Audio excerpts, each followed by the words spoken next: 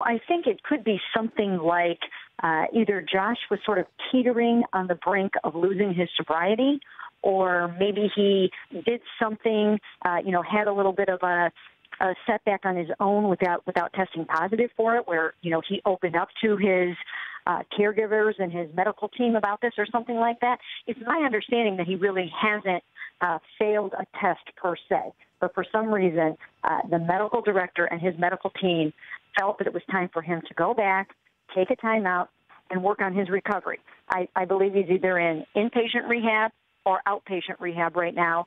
But whatever the case may be, it was time for him to try to get back on track so that he doesn't falter again. And let's hope this, Mary Kay, because the off season can be long without the rigors or structure of an NFL season. Perhaps that's a situation that can work against somebody in Josh Gordon's situation. So perhaps him getting in to camp and getting ready when he's ready, that will be helpful. Is that part of the conversation that you're hearing in Cleveland? Yeah, I think so. I think the thing to remember with Josh Gordon is that he has admitted to some serious drug addiction over the past number of years, going all the way back really to like middle school and high school. And we're not just talking about marijuana. We're not just talking about alcohol. We're talking about some pretty heavy drugs, opiates and codeine and different things like that. And if you remember, he said before the start of last season when he was reinstated, that he had never played a game sober before last year. So that's a lot to try to overcome, especially for a young person who is surrounded by all kinds of temptations. So I think he found himself in a place where he knew he was on a little bit of shaky ground. And again, I don't know how that manifested, but he was here in Berea. He was working out here a ton. When you would see guys all over the country, Josh was right here in Berea trying to stay close to his counselors and his therapists.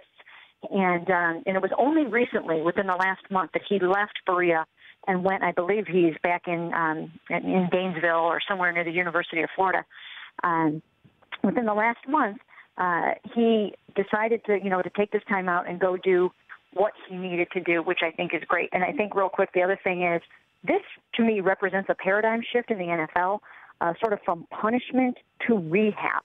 I mean, they really have been taking great pains to try to get Josh Gordon back on the right track and not continually punish him for what everyone seems to realize is an illness now. At what point do we or the Browns check back in? I mean, at what point, what's the time frame, if there is? Because it sounds like this is one of those things that there really can't be a time frame with Josh Gordon, Mary Kay. Well, when I talked to the NFL today, spokesman Brian McCarthy, he said there is no timetable. And I have tried to press him a number of times today on, where is this going? What is this all about? Josh sounds optimistic. You're telling me there's no timetable. And basically, he has emphasized, that right now there is no time frame. They have to see how things go with what Josh is doing right now. And it's my understanding, like I said, that he is in some kind of a treatment program.